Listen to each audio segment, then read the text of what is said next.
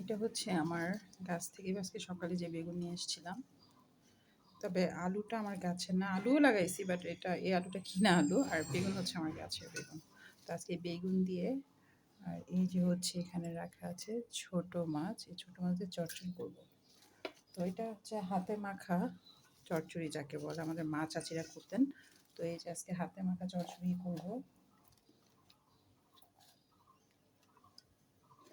পেঁয়াজ দিয়ে দিচ্ছি, কাঁচামরিচ, দিচ্ছি স্বাদ মতো লবণ, আর দিয়ে দিব হচ্ছে হলুদ। হলুদটা একটু কম দিব, বেশি দিব না। এখন ভালো করে একটু কচলাবো, সুন্দর করে মাখতে হবে চচ্চড়িটা। আসলে আপনি যতটা হাতে ভালো করে মাখবেন ততটা চচ্চড়িটা সুন্দর হবে এবং টেস্ট হবে।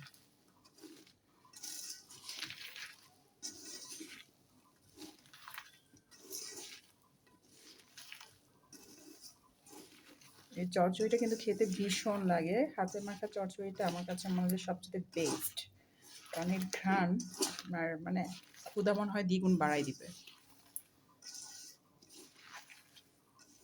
অলরেডি এখনই কিন্তু অনেক সুন্দর একটা ঘ্রাণ চলে আসছে।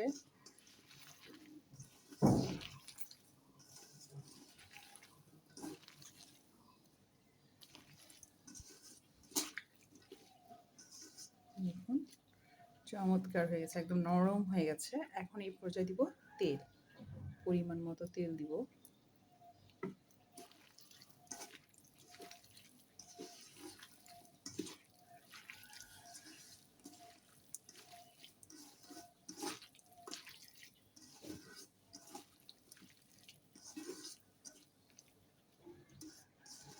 হয়ে গেল মাখানো। এখন আমি এক এক করে যে ছোট মাছটা দিয়ে চচ্চড়িটা করব, এটাকে মোয়া মাছ বলে আমাদের এলাকায়। তো এই মোয়া মাছটা দিয়ে সুন্দর করে, আবার একটু আলতো করে, এখন বেশি চটকাবো না, জাস্ট হালকা করে নাড়াচাড়া দিয়ে মাছটা একটু মাখিয়ে ব্যাস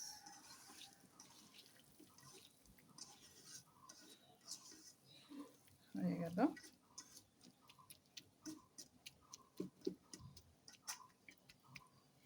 এই পর্যায়ে এখন আমি চুলাটা অন করে দিব।